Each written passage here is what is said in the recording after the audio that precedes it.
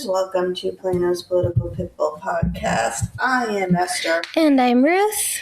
And we have a very big show for you today. Lots to talk about in Plano.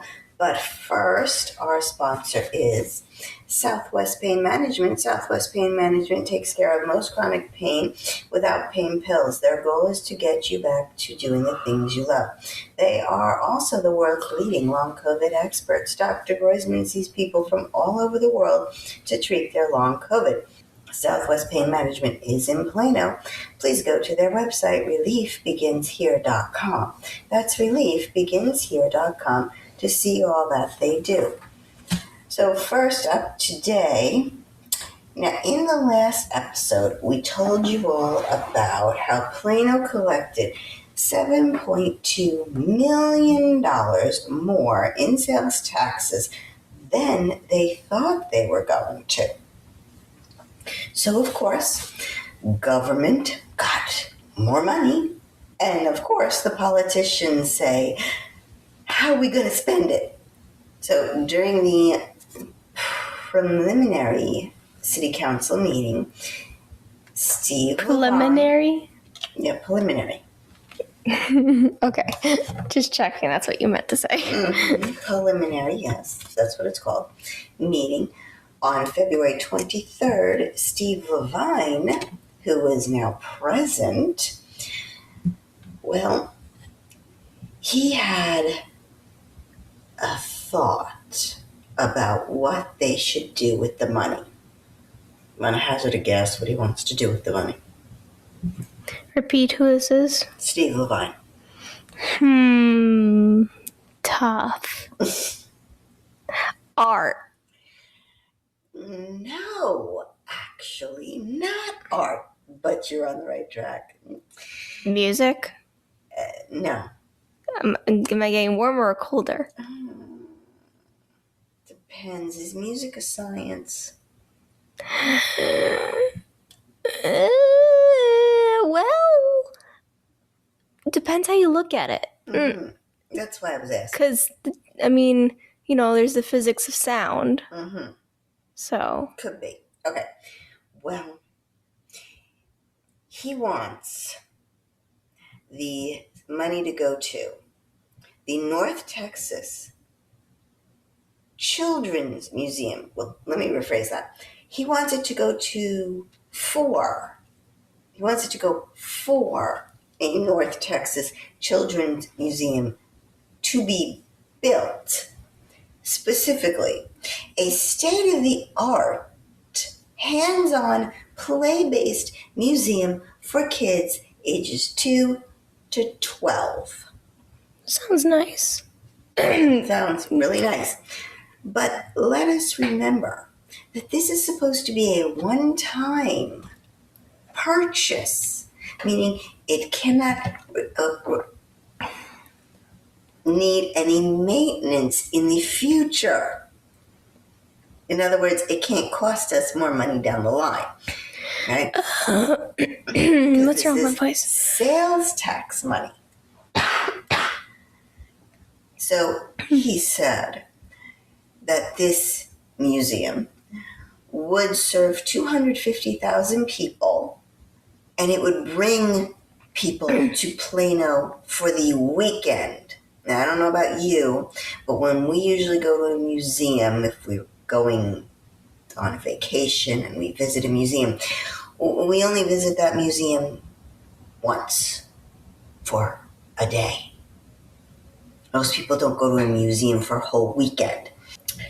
Now, unless you want to see the entire museum, like, one of those big museums, and you have to do the 2-day trip thing because you can't see the entire thing in one day. Unless you're that kind of person. Although I don't know how many people there are that do that. How big is this museum supposed to be? Well, I don't know. I'm like thinking there's an art museum, I think it's the one in Dallas. It's huge. You can't see the entire thing in just one trip. I don't know if we have this much land. That sounds pretty big. Anyway, He said the organization that would actually build the museum is the Science Tech Discovery Center, a non-profit organization. He claimed it would basically support itself through admissions, membership, school partnership, private events, sponsorships, and grants. Hello, Steve. Grants are from taxpayers through the city. Okay? So, other council members, I must commend them for their restraint. They were very kind and nice, because I'm sure they were all thinking, this guy is crazy. We have one-time money here. This is not reoccurring money. This is money we collected that we didn't think we were going to collect. Because who knew people were going to spend as much? So they were like, oh, this is really well thought out, and see, you put a lot of work into it. Where's the but? Oh, the but's coming.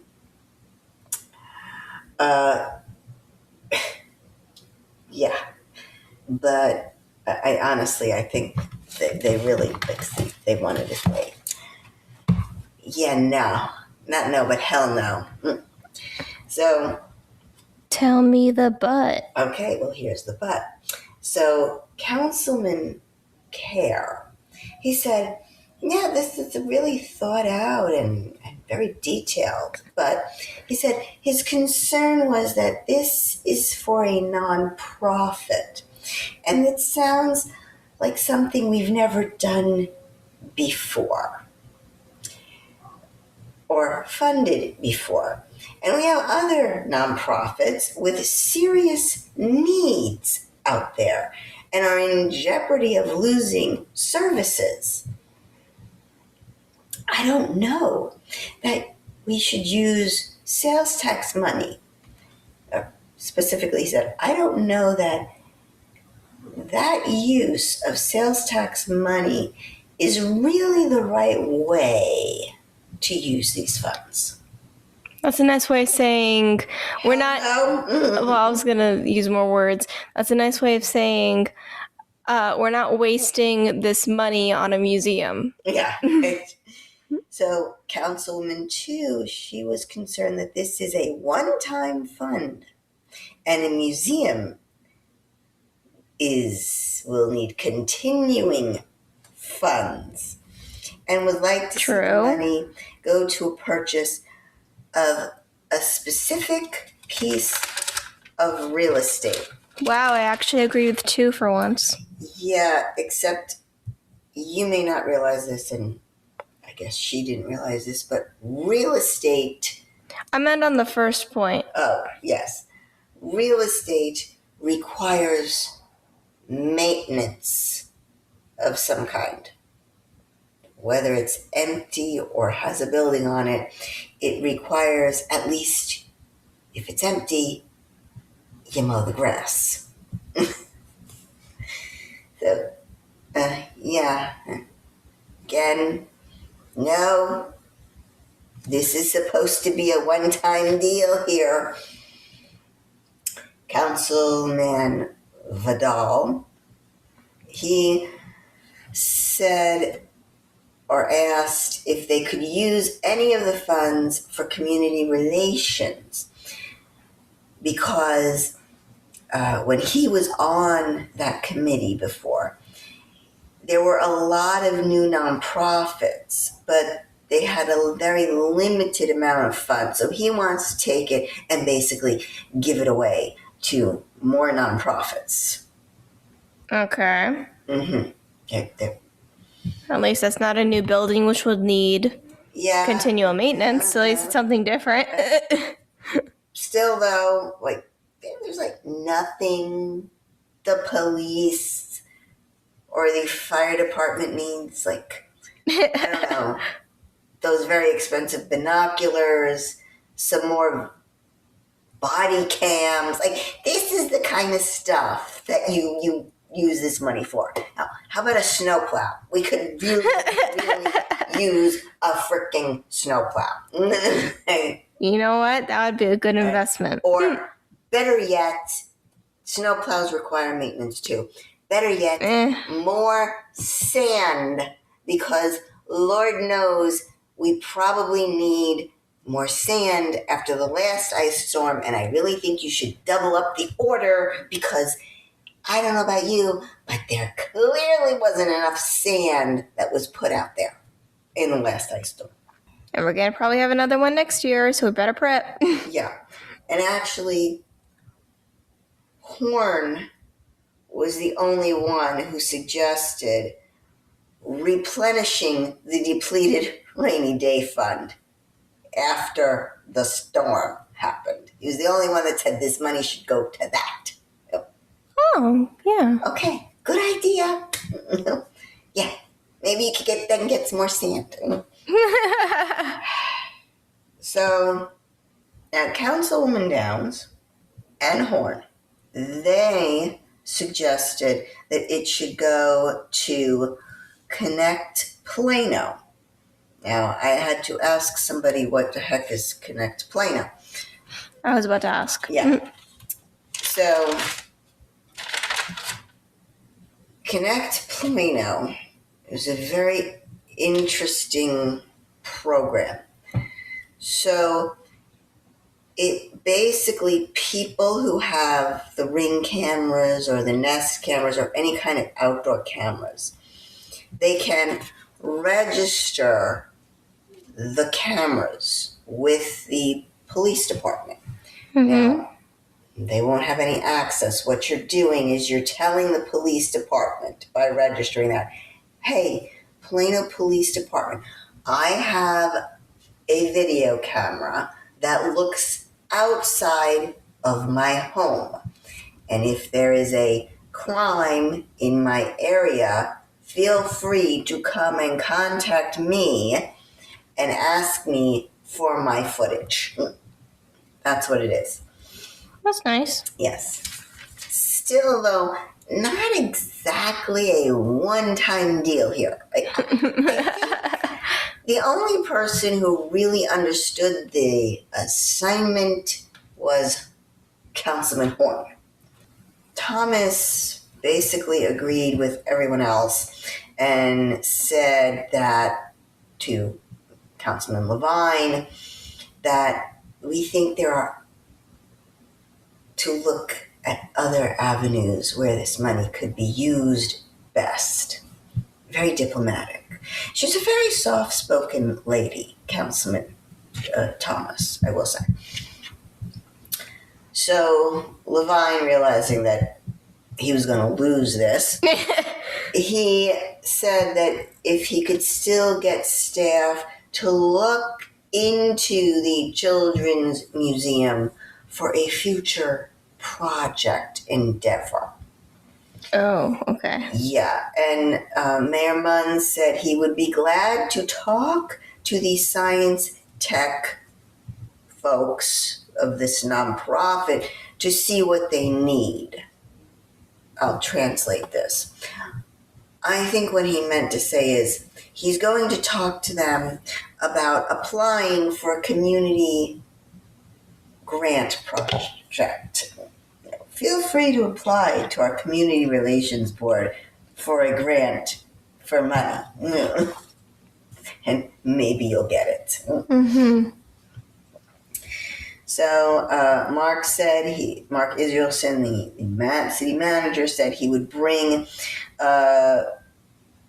this to staff and then come back with specific numbers and items to go to the Community Relations and Connect Plano. And they would end the rainy day fund. They're going to somehow split up this money, and staff will figure that out. I'm not quite sure why council can't figure that out, like how they're going to divide the money since they control the purse. But apparently... It's too complicated for them. Yeah, so apparently staff will say, where, how much and where, and then they'll bring it back to council for a vote. Moving on to the general meeting. So the AT&T deal was on the agenda. As I had mentioned last episode, just to refresh everyone's memory, AT&T coming to Plano, and of course they want to know how much Plano's going to give them. So a deal was made. It was $20,000 in cash. $20,000, I wish. Yeah, $20 million in cash, and a 65% property tax abatement. Permitting and inspection fees would be waived for the construction or the reconstruction of the building that they're going to move into. Interestingly, excitingly, a resident pulled this item from the consent agenda because remember I had said it was put on the consent agenda. So he pulled both items H and I, which they separate. I don't know why they separated it, but they did. H was the $20 million and I was the tax abatement. So a resident named Corey pulled the items. I think Corey is a listener because he got up there and he basically said almost everything we talked about the last episode. He mentioned that he didn't like, it was unfairness of the tax abatement, the waiving of the permitting fees, that it wasn't fair to the residents. The fact that most of AT&T's workers already live in the DFW area, so it's not going to bring any people to Plano. He also said that there should be more time for public input and discussion for these items. Well, Maria, too, is the only one who spoke. Uh-oh. Yeah, and she basically said that the agreement part of the jobs, how many jobs they're going to bring to Plano, that is there. That part is there to bring jobs to Plano. And of course, the staff person agreed. He said yes. And she said, they don't get the money until they do that part. Mm-hmm. Yes, and we talked about that. They get money in certain increments until they reach the 10,000, and then they get the full amount. Well, it was a good try, Corey, I have to tell you, but it passed 8-0. Shocker. Nobody else said a word. I know. At least I'm not the only one out there who is against this. I know I'm not the only one out there, but at least somebody showed up and voiced concern. So thank you. Another very controversial item came to City Council, finally, after a year and a half. And it is the controversial topic of the antenna shaped like a tree or a flagpole. This is a very controversial debate. A heated debate. A year and a half they worked on this. We talked about this in a previous episode. It went to P&Z. Okay? It's planning and zoning case number 2025-06. Yes, it has a planning and zoning case number. So, just to recap, property owner doesn't want the flagpole-shaped antenna. He really wants the tree-shaped, disguised, what they call concealed antenna, because it looks from the outside like a tree. Okay. And remember, the big debate on this was that the tree was not going to be a native tree of Texas, or it wasn't going to look like a native tree in Texas. You recall this nonsense discussion that I mentioned. She's not recalling it, folks. What can I tell you? No, I'm kind of stuck on the fact that they were worried about it not looking like a native tree. Yeah. Like people know what trees are native to Texas. Yeah, I'm like, who cares? How different can the tree look from another tree? I have no idea. This whole thing was ridiculous. Well, unless you're a tree expert. Unless you are a gardening expert. First of all, I couldn't tell the difference between a magnolia or an oak or a maple. Nope. Couldn't tell the difference from afar driving in a car. I don't even know if I could tell the difference close up. I don't think I could tell a difference close up either. I mean, maybe for maple with the leaf, because those are pretty, distinct. Maybe. But I'm pretty bad at that. I know what a crepe myrtle looks like. Who knows? Anyway, so here was the decision that finally came down. They're going with magnolia. Okay. Apparently, a magnolia tree is native to Texas. I did not know that. Yes, this will be a fake magnolia tree. But, that will be disguised. Or the antenna will be disguised as a magnolia tree. So we have the shape down. And that passed 8-0. Yay! The antenna debate is finally over. Okay. All right. Now back to something a little more serious. So, Plano City Council repealed the DART election. So we do not have to go back to the polls in May. Yay! Wow.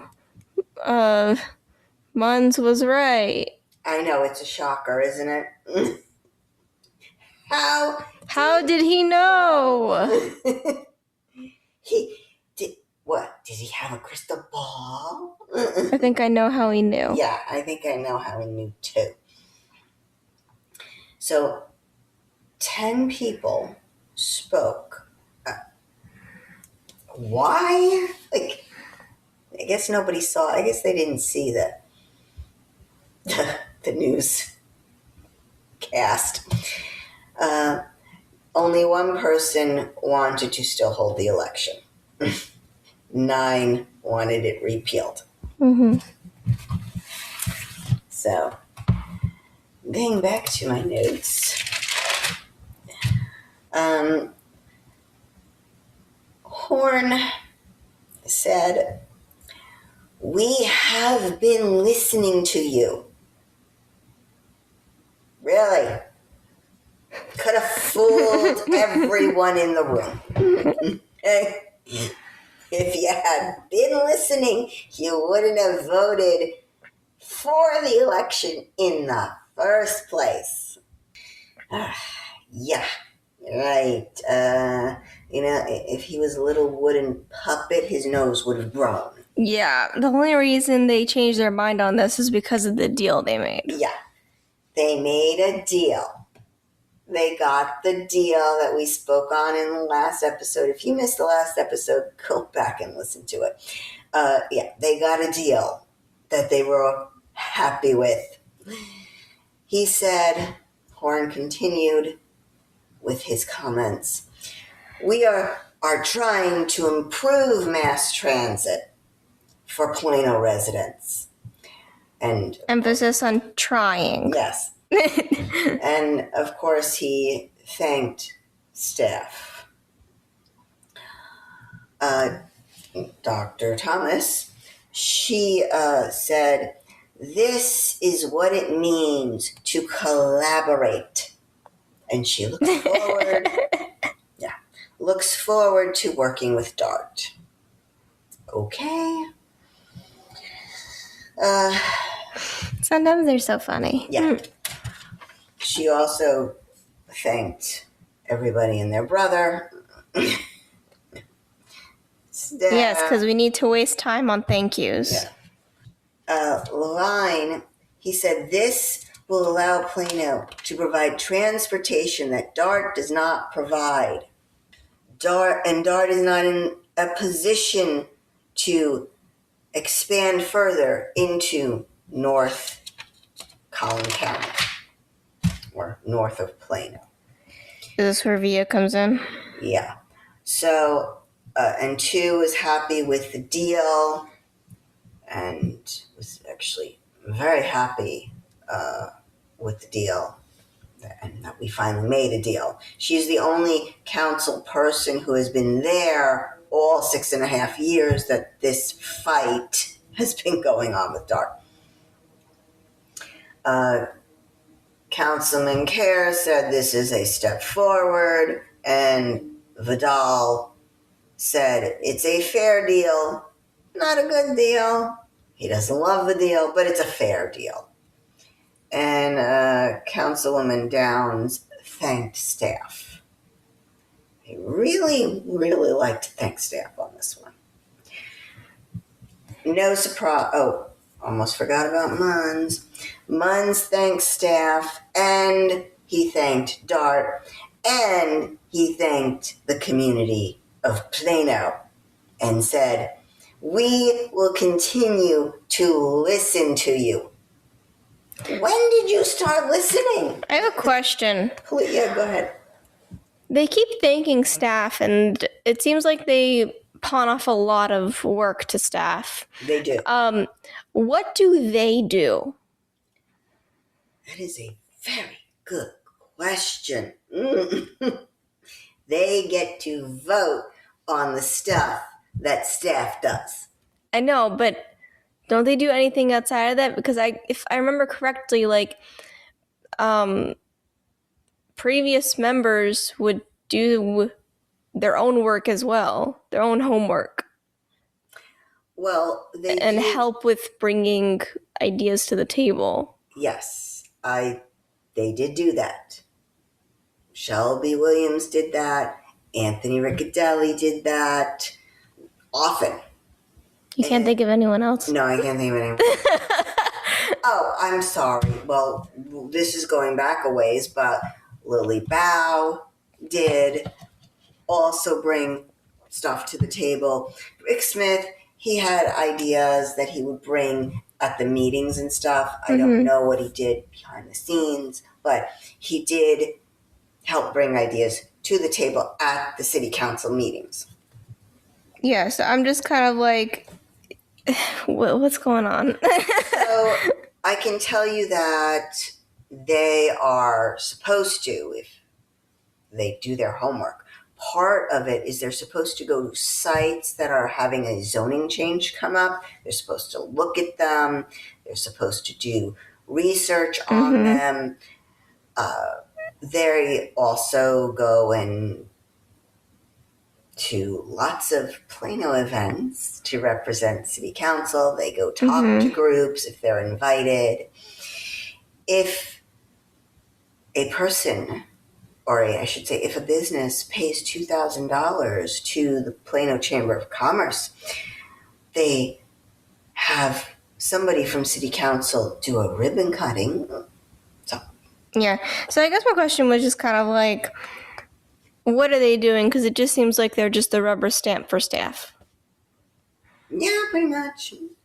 I mean, at the moment. Staff did ask them and did say, hey, we have this money. What do you want to do with it? Now, they control the purse. So, yes, they have to tell staff what their ideas are.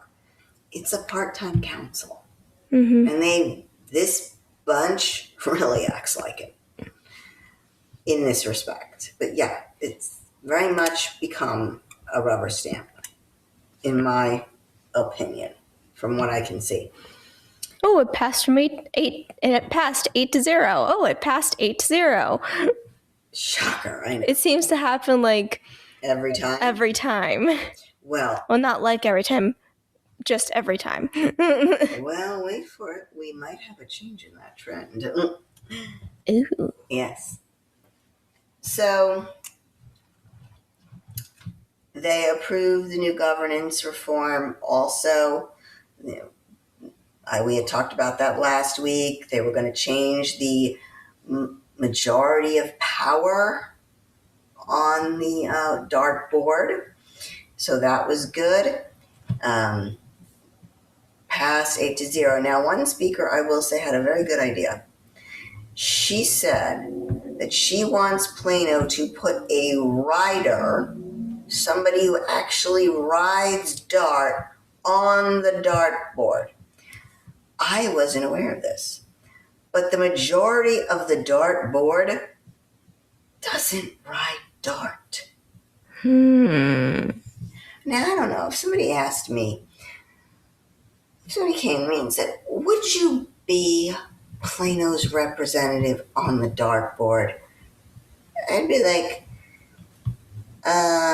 no, I don't ride dart, because dart where I live sucks. There's no point in it. There's no point. There's barely any service where I live. So I don't ride it. I've rode the train 2 times. What in the world could I contribute? So, good idea. Because figure it's got to be somebody who actually has a vested interest in it.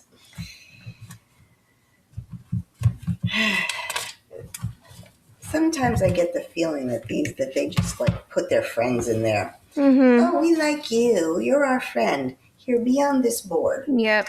One of those like popularity contests. It's like school. Very much like school. So at least we don't have to go for another election. People will still be able to ride the train, and the 1,000 or so residents of Plano who actually ride dart will still. We won't have to do another election this year. We got enough. That helps. Okay. It's always nice. So it's interesting, the people who were for keeping dart, a lot of them were riders, had been saying from the very beginning that this whole thing the city was doing, the city was using them as pawns. Right.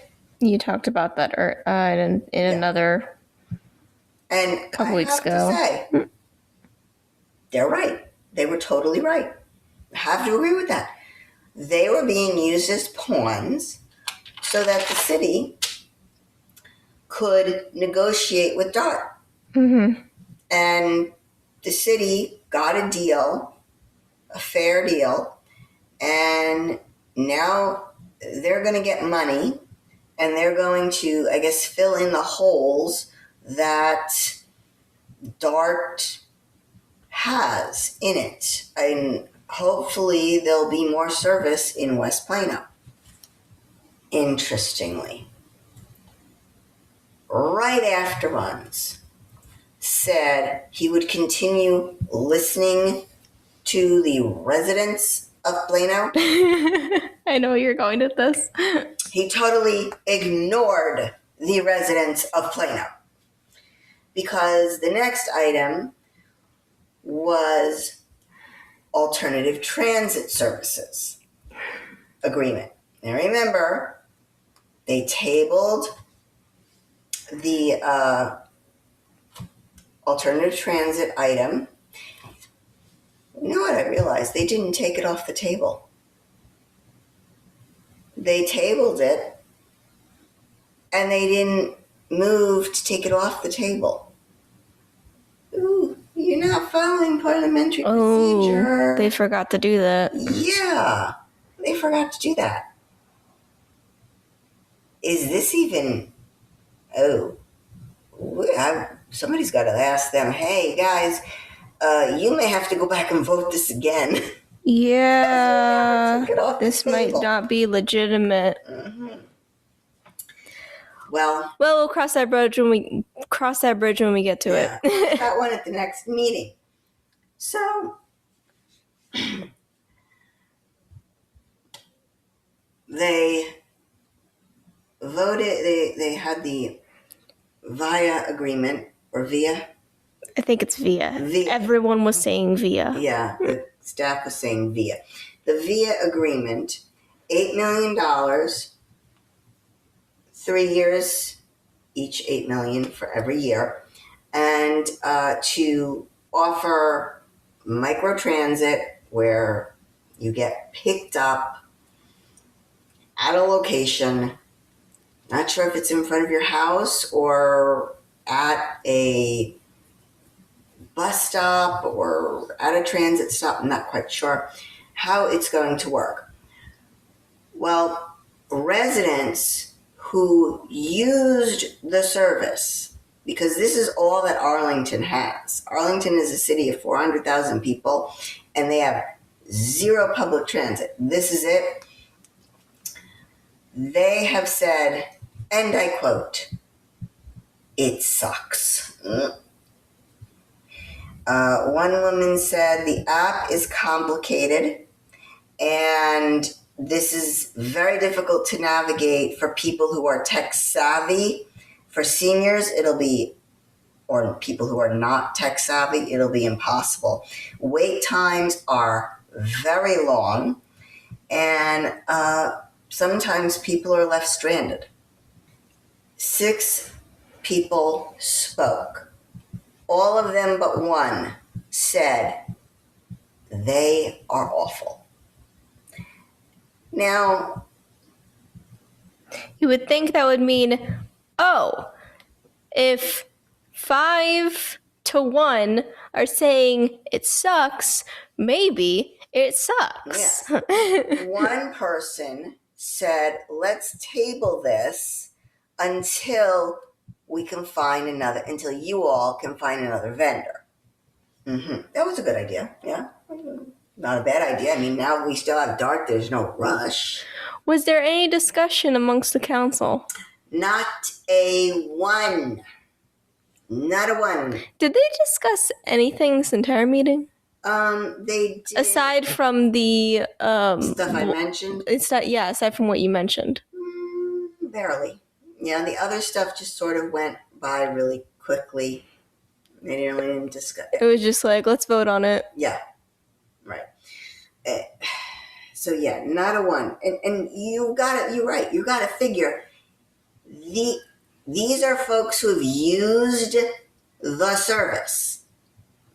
I would hazard a guess that nobody on council has ever used the service, because they didn't say, I've used it. I found it to be fine. Somebody said that. Nobody gave anything. Like, yeah. Why would you pass something if everybody's telling you like that it sucks? Like, explain what you're thinking, please. Did you look at reviews? And maybe these people had a bad experience, but oh no, things I have heard about it is it's not great. Yet, council passed it, but it was not 8-0. No, we had a lone no vote. It passed 7-1, and the lone no vote was the new council member, Thomas. However, she didn't tell us why she voted no. She just voted no. Yeah. Yeah, because there was no discussion. There was nothing. Yeah. Now, she's new to this process, I know. She's a new person, okay? But generally speaking, if you're going to vote no on something, you kind of need to tell the people why you're voting no. Sort of, we want to know. We're very curious. Why were you the lone opposition? I'm more curious why the other 7 people voted for it. That it would have been nice for somebody to say something. Like, well, we think it'll be fine. We have insurance. Something, anything would have been nice. But nope, not a thing. They also decided what the service will be called. It'll be called Plano Rides. That's what it's going to be called. And they'll have minivans with their logo on it. And it'll say Via's name on it or Via's name on it. And it'll have a lovely stripe with arrows and a nice fancy P for Plano on it. That was all. Quite an interesting meeting, I will say. At one point, they said they were listening, and then they go and ignore them. Was that like right after, too? Almost. It's pretty close. The irony. Yes, the irony. We're listening to you. No, you're not. Because you just proved it. 2 items down. With no explanation. Within like 5 minutes apart from each other. And with no explanation. Yeah. Like, it's okay to disagree, but can you at least tell us why? So, we'd like to remind you that the last day to vote in the Texas primaries is Tuesday, March 3rd, 2026. Polls are open, or will be open, from 7 to 7. If you waited until Election Day, be prepared to wait in line. And I cannot wait until this primary is over. I have hated this primary.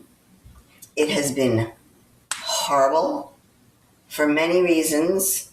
It has been long, and I look forward to 7 p.m. on March the 3rd, because then we will finally find out which former city council people are running for office in November, for higher office. And then we here at Plano's Political Pitbull will be unleashed.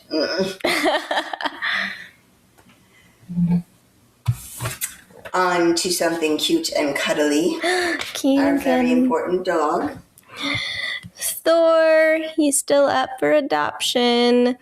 He's a friendly boy who's about 2 years of age, is very playful with children. He's active when he plays, so may be best run at home without young children. Thor was very excited for his first pups in the park's walk. He had a lot of energy as he left his kennel, but settled down quickly.